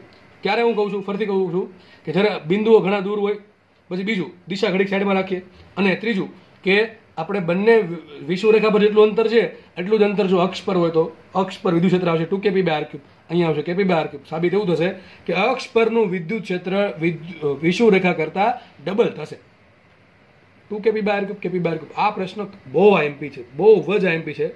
ગણવા બેસશો તો 2-3 મિનિટ કાઢી નાખશે, અને યાદ હશે તો 5 સેકન્ડમાં ટીક કરી દેશો. પણ કન્ડિશન છે શું, જો A is very very greater than હોય તો, અને આર સમાન હોય તો અક્ષ પરનું વિદ્યુત ક્ષેત્ર વિષુવરેખા કરતા ડબલ થાય મૂલ્યની દ્રષ્ટિએ. દિશા તો વિરુદ્ધ આવવાની છે, આ આવશે ડાયપોલ મોમેન્ટ દિશામાં, આ આવશે હંમેશા ડાયપોલ મોમેન્ટની વિરુદ્ધ દિશામાં. આટલી ખબર પડી ગઈ કે ન પડી. ચલો આગળ વધીએ. બીજું વિદ્યુત ઘણી બીજો પ્રશ્ન આવો પૂછશે કે વિદ્યુત ક્ષેત્રના કારણે આર ખૂબ જ મોટા અંતરે રહેલા બિંદુએ વિદ્યુત ક્ષેત્ર આરની કેટલી ઘાત પ્રમાણે બદલે છે. તો શું આવશે, E proportional to 1/r³. અહીંયા પણ શું આવે, E proportional to 1/r³. ભાઈ તમે ડાયરેક્ટ નહીં કહી શકો, અહીં તમે ડાયરેક્ટ ના કહી શકો, બરાબર, કઈ રીતે બદલે છે. અહીંયા પણ તમે ડાયરેક્ટ ના કહી શકો. તો ક્યારે પૂછશે, આ જ પૂછે તમને પ્રશ્ન કે જે બિંદુએ વિદ્યુત ક્ષેત્ર શોધવાનું છે. ટૂંકમાં એમ કહેશે કે ડાયપોલની મધ્ય બિંદુથી ખૂબ જ દૂરના બિંદુએ ઉદ્ભવતું વિદ્યુત ક્ષેત્ર, પછી અક્ષ હોય કે વિષુવરેખા હોય, દરેક માટે કેટલું બદલે, હંમેશા E proportional to 1/r³. તો લખ્યું છે ડાયપોલ માટે મોટા અંતરે, આ શબ્દ જરૂરી, ડાયપોલ માટે મોટા અંતરે r અંતરે વિદ્યુત ક્ષેત્ર કેટલું હોય તો અક્ષનું સૂત્ર શું આવે, 2kp/r³. વિષુવરેખાનું સૂત્ર શું આવે, kp/r³. સૂત્ર શું આવશે, E proportional to r³. આ સવાલ મોસ્ટ આઈએમપી. જો ભાઈ એક માર્ક્સના રોકડા સવાલ છે, બરોબર, એમાં સીધું આમ કે આમ આવડે નથી આવડતું, સીધું વાત થઈ ગઈ પૂરી, બરાબર. સીધા 4 માર્ક આવે કે કંઈ ન આવે. અને બોર્ડમાં કે ગુજકેટમાં પૂછે તો 1 માર્ક આવશે એમાં, બરાબર. જો કે આ ગુજકેટના બોર્ડના જ પ્રશ્નો છે, પણ નીટમાં જીમાં પણ પૂછાય, એવું નથી ન પૂછાય. બધું કે અઘરું જ ન પૂછે નીટમાં જીમાં, એમાં ઇઝી પણ પૂછવું પડે, બરાબર છે. ચલો આ વાત બસ ખબર પડી ગઈ. આપણે પહેલાં શું ભણ્યા હતા? માનો કે હું તમને કહું કે ક્યુ વિદ્યુતભાર છે. ક્યુ વિદ્યુતભારના કારણે આર અંતરે વિદ્યુત ક્ષેત્ર શું હોય? ત્યાં શું મૂકવાનું? +1 કુલમ વિદ્યુતભાર મૂકીએ તો ક્યુ વિદ્યુતભારના કારણે સૂત્ર શું છે? KQ/r². શું આવે ખબર છે ને? KQ/r². તો આપણે તમને એમ પૂછે કે બિંદુવત વિદ્યુતભારના કારણે આર અંતરે વિદ્યુત ક્ષેત્ર કેટલું હોય? તો આવશે KQ/r². કેટલું કોના ડિપેન્ડ કરે? તો E પ્રપોર્શનલ ટુ 1/r² આવશે. જુઓ, તો બિંદુવત માટે વિદ્યુત ક્ષેત્ર ડિપેન્ડ કરે 1/r², જ્યારે ડાયપોલ માટે વિદ્યુત ક્ષેત્ર ડિપેન્ડ કરશે 1/r³. આવું તમને વોલ્ટેજમાં શીખવાડીશ, બરોબર. ફરીથી કહું છું, બિંદુવત વિદ્યુતભાર ક્યુના લીધે આર અંતરે ઉદ્ભવતું વિદ્યુત ક્ષેત્ર હોય KQ/r², તો એનો ડિપેન્ડ શું કરે? 1/r². એક ઘાત હંમેશા વધારે દેવાનું. બિંદુવત ડાયપોલમાં જે હોય એની ઘાત વધારે દેવાનું, બરાબર. એ ભવિષ્યમાં ભણશું આપણે, બરોબર. અત્યારે વિદ્યુત ક્ષેત્રની વાત કરીએ છીએ તો શું આવશે? બિંદુવત એટલે કે નાનકડા આના કારણે, એકના કારણે કેટલું આવે? E પ્રપોર્શનલ ટુ 1/r² આવે. તો ડાયપોલ માટે કેટલું આવે? E પ્રપોર્શનલ ટુ 1/r³ આવે. શું આવે? E proportional two 1/r³. વાત થઈ ગઈ પૂરી. તો આ જે પેજ છે એ પેજમાંથી એક પ્રશ્ન ડેફિનેટલી કોઈક ને કોઈક એક્ઝામમાં જોવા મળશે. તો પેજ થઈ ગયું મોસ્ટ આઈએમપી. પેજમાંથી એક પ્રશ્ન તમે એક્સપેક્ટ કરી શકો, 100% કરી શકો પ્રશ્ન પૂછાય. ખાસ આ પ્રશ્ન બહુ તમને એમ કહેશે કે એક બિંદુ આ પી બિંદુ છે બહુ દૂર છે, તો ખબર પડી ગઈ આપણે આ સૂત્ર વાપરી શકશું. તમને એમ કહેશે કે આ પી બિંદુ માટે આર અંતરે અક્ષ પરના બિંદુએ, જો પી બિંદુ અક્ષ પર હોય તો આર અંતરે ઉદ્ભવતું વિદ્યુત ક્ષેત્ર ધારો કે એમ કીધું તમને 0.5 ન્યૂટન પર કુલમ છે, તો વિષુવરેખા પર કેટલું આર અંતર? 0.25. થઈ ગયું, 2 સેકન્ડ થઈ. કેમ ખબર પડે? અક્ષ પર જેટલું હોય, જો બે વસ્તુ જોવાનું, અંતર મોટું હોવું જોઈએ અને બેનું અંતર સરખું હોવું જોઈએ. તમને એમ કે આ પી બિંદુ છે એ અક્ષ પર છે આર અંતરે, ત્યાં વિદ્યુત ક્ષેત્ર 0.5 ન્યૂટન પર કુલમ છે, બરોબર કે નહીં? તો વિષુવરેખા પર આટલા જ અંતરે રહેલા ખૂબ દૂરના પી બિંદુએ વિદ્યુત ક્ષેત્ર કેટલું? તો શું આવશે? 0.25. આની દિશા ક્યાં આવે? પી કેરેટ. આની દિશા ક્યાં આવે? -p², બરાબર. અહીંયા અક્ષ પર જેટલું હોય અડધું અહીંયા હોય, અને વિષુવરેખા પર જેટલું હોય ડબલ ક્યાં હોય? અક્ષ પર. અહીંયા 0.25 આપે, અહીં કેટલું હોય? 0.5 હોય. આટલી આવડશે કે નહીં આવડે? અને ખાસ આ વાત કોના પર ડિપેન્ડ કરે? E પ્રપોર્શનલ ટુ 1/r³ આવશે, અહીંયા E પ્રપોર્શનલ ટુ 1/r² આવશે. તો લેક્ચર રાખીએ આપણે અહીંયા. નેક્સ્ટ લેક્ચરમાં આપણે ડાયપોલની જે બાકીની થિયરી છે એ આપણો અભ્યાસ કરીશું. ધન્યવાદ. જય હિન્દ.